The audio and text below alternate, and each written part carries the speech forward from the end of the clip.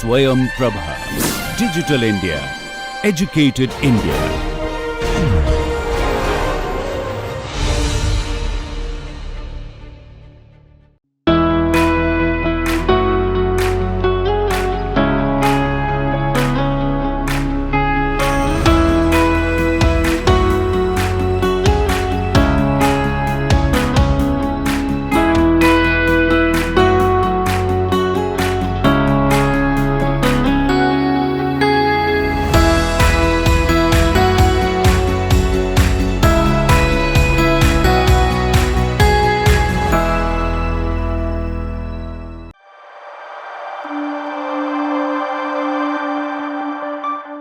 Now we are going to analyze another facet of the principal component analysis. We have already alluded to in the last few slides in the previous module that there is an inherent optimality associated with the choice of k for a given beta. What is that we have shown? The part that we are going to throw away, the last a minus k components, the total variance is the sum of the least a minus k eigenvalues. Least, that means the sum is minimum. So that means there is an inherent optimality associated with it. And in this module, we are going to further examine and explore this optimality. So PCA as an optimal process. So given a random vector x, find the principal patterns are principal pattern and components. Principal pattern and the components as an optimization process. There are two key steps to this development. First, given a k-dimensional subspace xk of Rn for any k running from 1 to m, find the best approximation x hat of k of x where xk belongs to sk. So you can look at it as an approximation of the vector x. Please understand, x is a m-dimensional vector. I want to have a best representation in a subspace. The subspace of dimension k can be 1 to m. So what is the best way to be able to approximate x in the subspace? In the least squares theory, we have already seen one of the best ways of approximating is to be able to project orthogonally to the subspace where we are interested in finding an approximation. And that is based on a very simple geometric idea. If I have a point and a line and the point not on the line, the length of the shortest distance from point to the line is the length of the perpendicular. So there are lots of basic inherent optimality property that comes from geometrical consideration. So that's the first problem. We would like to be able to find the best k-dimensional approximation to x, the k-dimensional approximation residing in a k-dimensional subspace of Rn. Second, find a specific subspace that inherits the maximum variance. While we can project x to any k-dimensional subspace, I want you to understand the following. If I have a three-dimensional space has three one-dimensional subspaces. It has several two-dimensional subspaces. So if I consider dimension 1, dimension 2, dimension 3, dimension 1, 2, dimension 3, each of these constitute one-dimensional subspace. Now the two-dimensional space, I can talk about the plane consisting of dimension 1 and 2, 2 and 3, or 1 and 3. So there are three different subspaces of dimension 2 in a three-dimensional space. The three-dimensional space itself, its own subspace. So there are one-dimensional subspaces, two-dimensional subspaces, and three-dimensional subspaces residing within three dimension. Likewise, in an m-dimensional subspace, there are many k-dimensional subspaces. In fact, you can show that the number of subspaces is m, c, k. There's quite a large number. Among all these subspaces, I want to find the specific subspace that inherits the maximum variance of x. This is loaded. Please understand, the best way to understand a given data set is to be able to explain the inherent variation in it.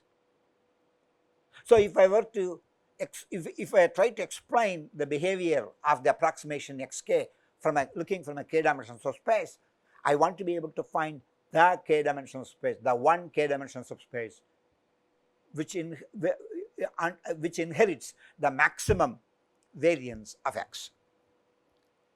So you can think of this as a search in the subspace. I am going to talk about specification of the subspace.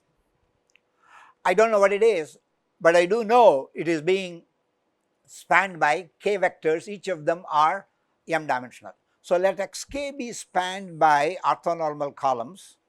I'm going to give myself the luxury of having a basis for this subspace, which is orthogonal basis, orthonormal basis.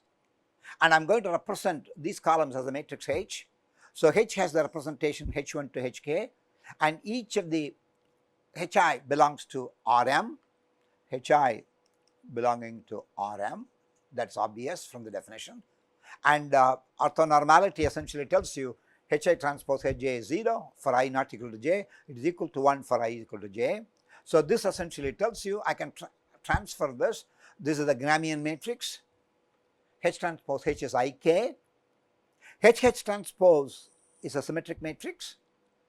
Is a symmetric matrix. And you can easily verify H transpose square is H transpose. It is idempotent. Any matrix that is symmetric and idempotent, we do know is an orthogonal projection matrix. Therefore, if I want to be able to bring any vector x lying in Rm onto the subspace, I simply need to be able to project it onto the subspace. That's the basic idea here. That's the basic idea in here. So let x hat k be equal to h of alpha for some alpha r to the in Rk. By orthogonal projection theorem, we have already talked about orthogonal projection theorem at great length in modeling within the context of least squares. The orthogonal projection matrix is given by this. So alpha is the projected vector onto the subspace xk. The projection matrix is given by this, and we already know from the previous slide that H transpose H is identity matrix. Therefore, this becomes this matrix by itself is identity matrix Ik. So if this is Ik, then the whole thing reduces to K transpose, H transpose X, where alpha I is the inner product of the ith column of H with X, the ith column of H with X. Now I would like to be able to compute the error in projection. So this is like, you can think of it like this. This is the span of H. This is X. I'm going to project this. The projection is orthogonal. And this is the projected component x hat. And this is the error in projection x minus x hat. Please remember, we called this residual when we were trying to talk about least squares theory. Please, I want you to remember residual, error. These are all equivalent terminologies we try to use in various circumstances. So this is x, its projected value. The projection is h of alpha. Alpha is h transpose x. Therefore, this is Im minus h transpose. Please understand, h transpose h is k by k. H transpose is m by m. M is the m dimensional eigenvector. So I want you to be able to get the dimensions correct. So what is the variance of this vector? It is E transpose E. Substitute the representation for E from the previous slide, which is representation for x is equal to Im minus H transpose x, equation 7. So that becomes E transpose E. Here is an x transpose, here is an x, that's a quadratic function. This matrix is idempotent. I want you to remember Gramian, H transpose H and H transpose are symmetric. In this particular case, they are also idempotent. Idempotent matrix is A square is A. Therefore, I am going to get the variance of A to be the expected value of the quadratic function, where the matrix of the quadratic function is I minus H transpose. So, if I now distribute it, this becomes X transpose X minus expected value of this product. That essentially comes from matrix algebra. Now, you can see how inseparable matrix algebra from multivariate data analysis. X transpose X is the total variance of that is equal to the trace of sigma. X transpose H is H times H transpose X is equal to alpha transpose alpha, that is the summation of the square of all expected value, the square of all alpha i's, and alpha i's are mean 0, so that represents the total variance. Therefore, alpha I square is equal to expected value of the representation. Now you know the special representation of alpha, which is Hi transpose X, Hi transpose X, matrix product associative, and I also want you to remind you A transpose B is equal to B transpose A. So, I am also using the associative property and this property to be able to go from here to here, from here to here, from here to here. So, this is the quadratic function. It's a quadratic form of sigma with respect to the column Hi. Substituting 9, 10 and 11 in 8, we see the variance of E is equal to trace of sigma minus this quantity. Trace of sigma is fixed because that's a given matrix. So, variance of E is a minimum when the second component represent is maximum. That means the minimum is variance is a minimum when the second term on the right hand side of 12 that represents the total variance of the K principal component is a maximum. So, now I have reformulated as a simple optimization problem, and we are going to exploit the ordering of the lambda i's. So, in this optimization problem, please understand there is no computing the gradient, Hessian, and so on and so forth.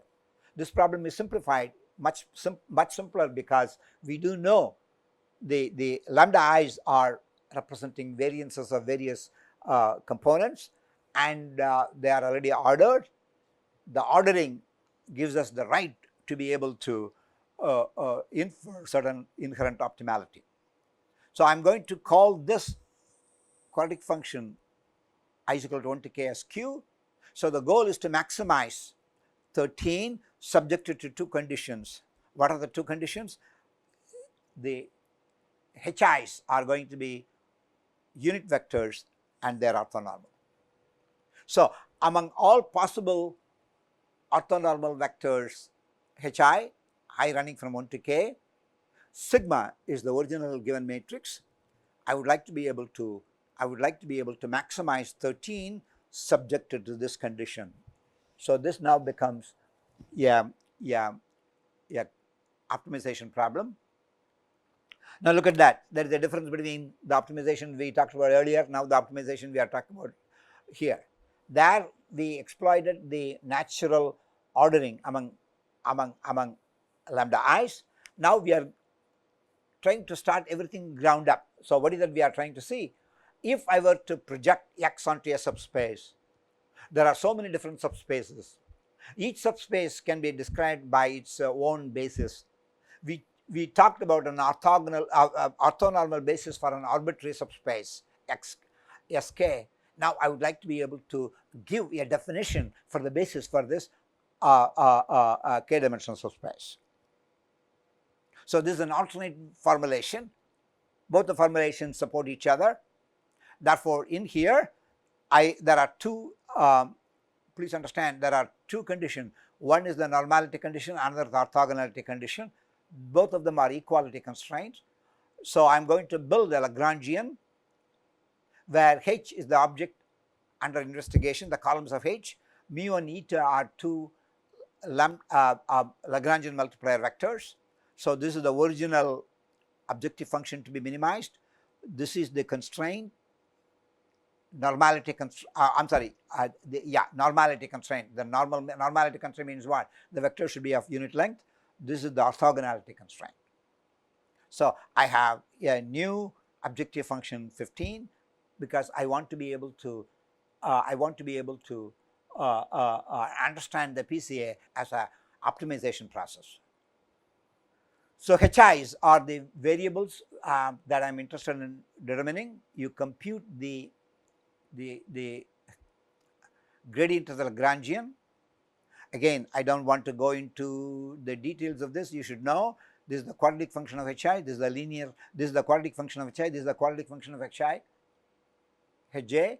We already know how to compute the gradient of quadratic functions and linear functions right from our module on modeling, right from our module on multivariate optimization. So from applying those rules, it can be verified that the gradient of L with respect to HI is given by equation 16. Yes, I'm not trying to give you all the details, but I'm going to show you, I have shown you every argument of the pathway. Of course, verifying each of these is a part of the learning process. I would like you to be able to do this and fill it up. I always say in a class, you should believe your instructor, but with a pinch of salt until you verify. So everything that is done in the class, you accept it because you already understand the gist of it, but you need to be able to verify to be able to say, aha, I got it. That's the verification process. I'm going to leave it for you to be able to do as a homework problem. Multiplying both sides by HI transpose and exploiting the orthonormality of HI, I get this relation, which in turn reduces to 17, and 17 must be 0. Hence, HI transpose sigma HI must be equal to mu I, or omega HI is equal to mu I HI. Look at that beauty now. Earlier, we wanted to be able to start with sigma, the eigenvectors and eigenvalues of sigma. I projected x onto the eigenvectors, and we did the analysis in the previous module. And we showed the optimality by using the decreasing nature of lambda. In here, we are not starting with the eigenvectors and eigenvalues of sigma. We said I want to be able to project it into an arbitrary subspace. I want to be able to find out a descriptor for the subspace. The descriptor for the subspace is given by this equation 18. Look at that now. Mu i's are going to be the eigenvalues correspond to the eigenvectors HI of sigma. So this tried to reinforce. So earlier we started with the basis onto which I want to project. Now I am trying to uncover the underlying properties of the basis for the space into which I am going to project. So from 18, mu I HI are the eigenvalue eigenvector pair of sigma. Since we are interested in the maximum sum, we are interested in trying to find the maximum of this, which is Ki. It follows that lambda I HI are the eigenpairs of sigma I corresponding to the k largest eigenvalues, where mu1, mu2, mu k, mu m. So this is the listing of the eigenvalues. I am interested in the k largest.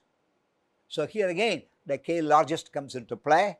The Lagrangian multiplier eta ij, multiplying both sides again by hp, p not equal to I.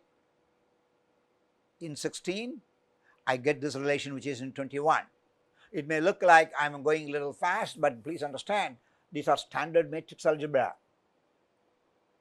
Trying to manipulate these algebraic relations is part of the learning process. I hope each of you will do this. If there were to be an exam here, these are the kinds of calculations one will be called upon to fill in. So since H transpose sigma H is the diagonal, and since Hp minus Hi is 0 for I not equal to P, why is that? In a diagonal matrix, the off-diagonal elements are 0. So if P is not equal to I am going to represent an off-diagonal element which is 0. So since P is not equal to I, the only term that survives for J is equal to P but not equal to I, which is NIP. Hence NIP is 0. So the Lagrange, by running P over the set 1 to K and P not equal to I, for K minus 1 values of P, because there are K values here, P not equal to I, so there are rest of K minus 1 values, we already see eta IP must be equal to 0. By repeating this argument for each I, it follows that eta ij for I not equal to j is all zeros. So by choosing the K orthonormal columns of H to be the K not orthonormal vectors, the corresponding K largest eigenvalues of sigma, we indeed maximize the sum. What is the sum? The sum of these quadratic functions over I is equal to 1 to K is indeed the sum of mu I is equal to 1 to K. So we have come back to the same kind of conclusion that we did in the previous module. What is the only difference? That we chose to project things onto the eigenvectors because we started with eigenvectors. That's a natural choice. Here, I didn't assume anything. We started on an arbitrary basis. We want to find out what is the best basis for getting this optimal result, and we found out as a consequence that this must be the eigenbasis. So what is the PC expansion for X? Recall V is a m by m matrix of eigenvectors of sigma. Lambda is a matrix of eigenvalue. We already know the eigen decomposition in 25.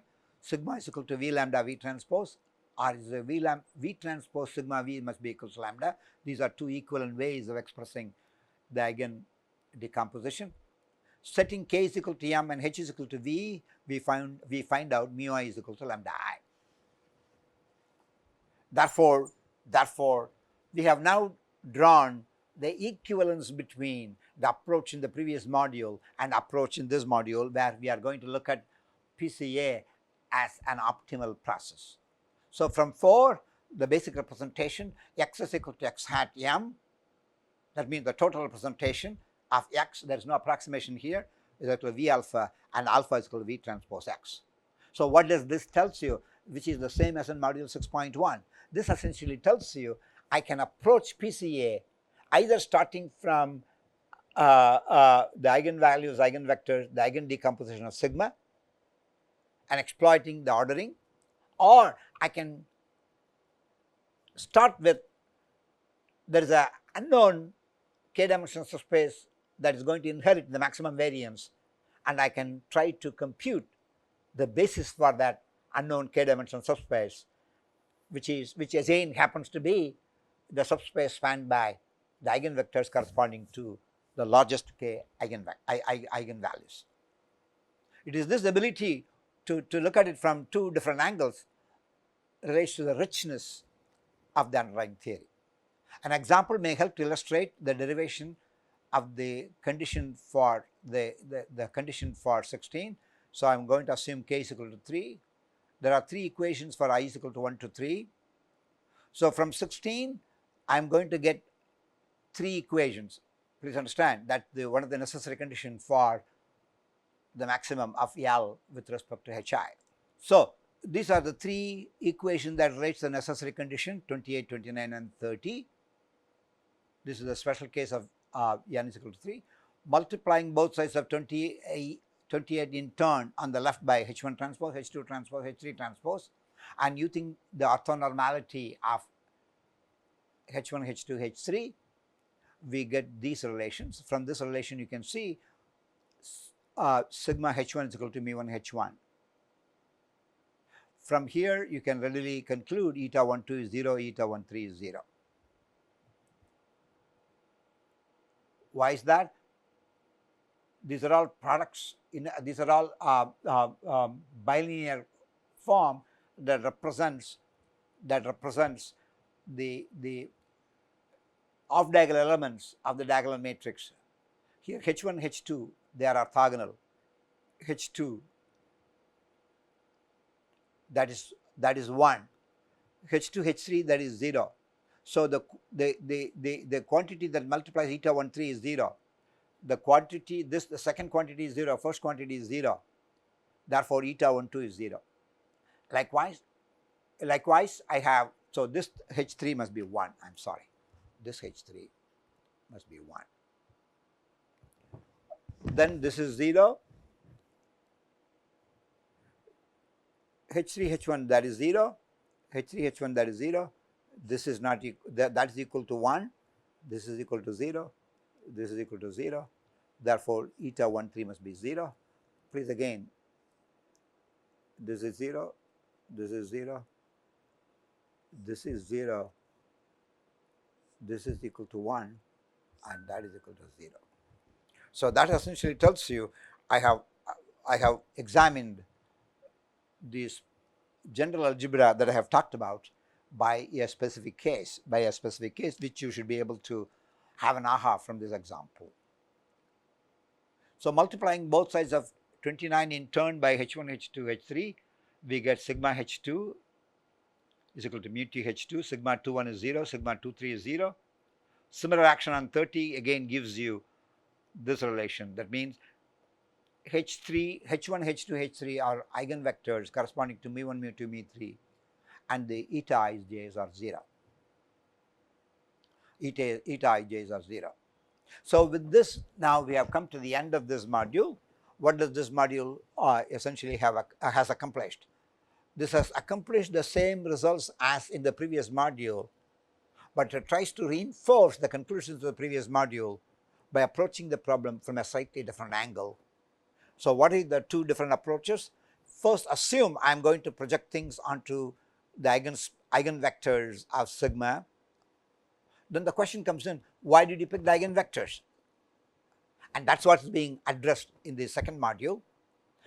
Projecting onto the eigenvectors is a very natural choice, because if you assume a general basis and ask for a question, what must be the characteristics of the basis vectors for the k-dimensional subspace onto which X has to be projected and give the desired result of maximum variance for the projected component, you get back the confirmation being